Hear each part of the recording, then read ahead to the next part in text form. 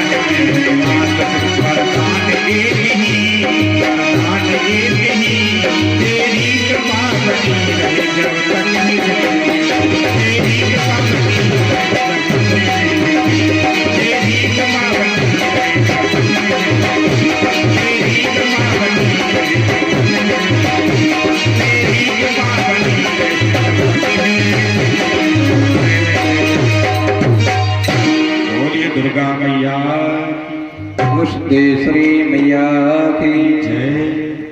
यज्ञ कराया।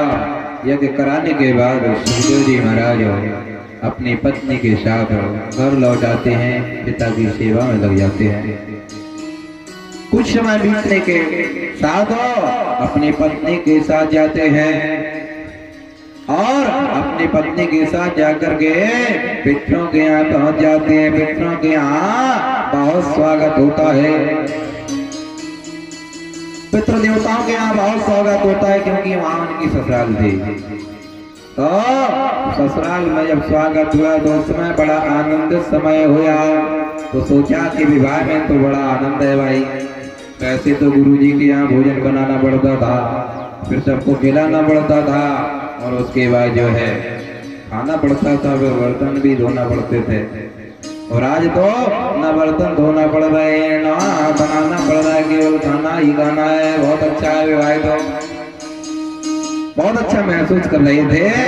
और एक दिन का समय बैठे हुए ससुराल में जब 5 और 6 दिन बीत गए तो बैठे हुए थे, सोच रहे थे कि अब तो चलना चाहिए, नहीं सम्मान में कमी हो गई। वही सोच ही रहे थे तब तक क्या होता है, पितरों की कन्या एक छोटे आती है और कहकर के पुकारती है, अहम तेजो तथा स्वरूपो सत्यनामुना अहं भगणीं तथा श्रुता अहं चात्मतेजोद्भव। उसी समय क्या दृश्य देखा, पितरों की कन्या आती है छोटे से और कहती है आप बड़े प्रिय लग रहे हैं। उसी समय इतना सुख प्राप्त होता है सुखदेव जी को। सुखदेव जी कह रहे हैं अरे यहाँ तो बड़ा स्वागत हो रहा है, कोई हमसे लाला जी बोल रहा है, कोई हमसे जीजा जी बोल रहा है, कोई हमसे कुछ बोल रहा है। उसी समय वह कहते हैं कैसा हम अच्छे लग रहे हैं। बोले बिल्कुल बहुत अच्छे लग रहे हो आप जीजा जी। उसी समय कहा अच्छा, तो उसी समय एक शब्द उच्चारण होता अहम जलम तथा हस्तम। अगर आप क्या जल पीना चाहोगे? कहा नहीं, जल आप पीना चाहोगी क्या? इतना कहा, उसी समय वह कन्या ने यह शब्द बोला। उसी समय वह कहते हैं अरे मैं जल भर के दे देता हूँ आपको। जैसे ही जल भर के दिया वह पुत्रों की छोटी कन्या को, उस समय जाकर के यह दृश्य देख करके पिबरी ने देख लिया। पिबरी कहती है अरे आपको यह शोभा दे रहा है, छोटी बहन को मेरी को जल दे रहे हो, इतना कैसा क्या लग रहा है, मुझे अच्छा नहीं लग रहा है, यहाँ से जल देते हैं। इतना कह करके कहा ज्यादा ससुराल में रुकना ठीक नहीं है। कहा मैं तो ससुराल का समय ही नहीं जानता कब तक रुका जाता है। निकल एक जगह लिखा हुआ है कि कब तक रुका जाता है, एक जगह लिखा हुआ है तभी तक ही रुकना चाहिए भैया ससुराल में। समझ रहे हो पंडित जी पुचौरी महाराज? बताया गया ससुरपुर में वासम स्वर्ग तुल्लो नराड़ा बसती यदि विवेकी पंच खड़ मास मधुघृत लोबान मास केवं बसे तो साभवति खर्व तुल्लो मानवो मानवाना साभवति खर्व तुल्लो मानवो मानवाना। कितनी सुंदर बात कही है ससुराल के लिए, ये हमें भी भाती है। हम बड़ा अच्छा लगता है जब हम ससुराल जाने के लिए कभी समय आता है तो यही मंत्र आपकी गुरु माता को सुना देते हैं श्लोक कि पसति यदि विवेके पंच खड़ो बसाड़ा कि ससुरपुर निवासों। ससुराल में सुख इतना होता है जैसे आप स्वर्ग में हो। कोई लाला जी कह रहा, कोई जीजा जी कह रहा, कोई साड़ू साहब कह रहा, तब तो बहुत ही मन गदगद हो जाता है साड़ू साहब का।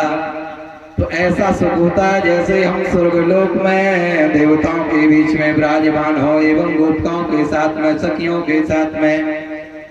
ससुरपुर निवासम स्वर्ग तुल्लो नराणाम। दूसरी अवधाली में बताया गया कि बसती यदि विवेकी, अगर विवेकवान व्यक्ति है तो पंच खड़ो वसाड़ा 5 या 6 दिन, हद से हद 5 दिन स्वागत हो सकता है आपको वेद अभ्यास के हिसाब से। पंच खड़ो अगर ज्यादा माने तो खड़ो 6 दिन, 7वें दिन बिल्कुल नहीं। अगर 7वें दिन आप ससुराल में रुकते हैं तो क्या बताया गया है श्लोक की अर्थाली में? मास मधुघृत लोभानो मास केवं बसे तो।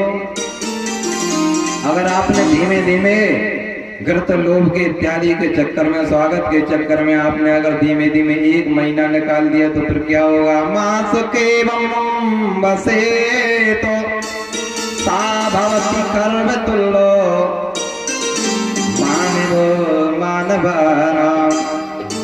खर्व तुल्य कहते हैं गधा को। गधा के सामान मान सम्मान रह जाता है, फिर कोई ध्यान नहीं देता, बस ये कहेगा लाला जी परे हैं रोटी दे आओ, लाला जी वहां लेटे होंगे जाओ उन्हें पानी धरे आओ। तुझे लिखे कि पी लेना तो उठा भी लेना, बर्तनों को देखे धरे आओ। तो बसते यदि विवेके पंच खड़ वसाड़ा ये सब तो जब पिपली ने कहा सुखदेव जी से, सुखदेव जी कहने लगे हम तो जानते ही नहीं है ससुराल क्या होती, हमें तो सुख मिल रहा तो हम पढ़े हैं आपके साथ। अरे कहा चलो चलते हैं। उसी समय ठीक है विभूति से बड़ा प्रेम हो जाता है सुखदेव जी को। सुखदेव जी कहते कहाँ चलोगे? कहा बस हम देवालय चलेंगे, माता भगवती के चरणों में आगाध हमें प्रेम है, बस वहीं भजन संकीर्तन किया करेंगे। समय बीता, माता भगवती के चरणों में समय बीते बीते सुखदेव जी के 4 पुत्र हुए। 4 पुत्र हो गए। उस समय सुखदेव जी को बड़ा कष्ट हुआ। कहा अगर कन्या नहीं है तो कोई पुत्र का रखवाला नहीं है, कोई पुत्रों की छाया नहीं है। कैसे जैसे कन्या हो जाने के बाद उनको प्रतीत होता है कि अगर भाई है परिवार में वह रक्षागीर माना गया है। परिवार का भाई, गुरुजी का पुत्र भाई और बुआ का लड़का भाई और बताया गया मामी का लड़का भाई, यहाँ तक भाइयों का विचार बताया गया। कहा अगर विचार मिलते हो तो वही भाई माने गए हैं। तो उसी समय बताया गया ना ही हमारे कोई चचेरा भाई है ना ही हमारे कोई बहन है, तो इनका रखवाला कौन होगा? सुखदेव जी बैठे हुए मंदिर में सोच रहे हैं कि माता भगवती के चरणों में इनके नामकरण संस्कार कर देता हूँ। तो सुखदेव जी मन में बैठे हुए विचार कर रहे हैं कृष्ण सागर प्रियम देव श्रुतो सुको पुत्र सचा गौरी पुत्रम तथा नामो संस्कारे नाम सोचा। सुखदेव जी के पुत्रों का नामकरण संस्कार कर दिया। 4 पुत्र हुए कृष्ण, गौर प्रभु, भूरी और देव श्रुतो। ये 4 पुत्र उत्पन्न हुए। 4 पुत्र उत्पन्न हो जाने के बाद जब यह बड़े हो गए कुछ समय बाद उसके बाद सुखदेव जी को एक दिन बैठे हुए मन में सांत्वना न मिली। तो सुखदेव जी जाकर के माता काली के मंदिर में पहुंच जाते हैं। काला भ्रमांकटो रिपु भयदा स्तुति करने लगते हैं बड़े तेजी के साथ क्रोध में आकर के। काला भ्रमांकटो रिपु भयदा मौली वंदे इंदुरेखा संकम चक्रम कृपाणाम दृशति करहंत्रिम त्रिनेत्राम सिंहादिरूढ़ान्त्रभुवन् मखलं तेजसा पुरयन्ते ध्याये दुर्गां जयाख्यां तृषगि परिवितं सेवितं सिद्धकामः। हे माता भगवती सिद्धेश्वरी, आप हमारा कल्याण करो। हमारे परिवार में एक पुत्री का जन्म जरूर होना चाहिए। इतना कहकर के एक नारियल फल वहाँ अर्पण कर देते हैं। यह आज भी नियम है। जब कोई हम संकल्प करते हैं तो नारियल फल को जरूर अर्पण करते हैं। जब कोई हम याचना करते हैं तो नारियल फल को जरूर अर्पण करते हैं। और माता भगवती के चरणों में साष्टांग प्रणाम किया। प्रणाम करने के बाद घर आ जाते हैं, पितरों को घर आ जाते हैं और पुत्रों के साथ बड़े स्नेह से रहने लगते हैं। और माता भगवती की कृपा से समय बीता। समय बीतने पर एक कन्या उत्पन्न हुई। जब कन्या उत्पन्न हुई तो अनेकों लोगों के साथ माता भगवती का जागरण कराया। आदि शक्ति मां देव भवानी, देवी भवानी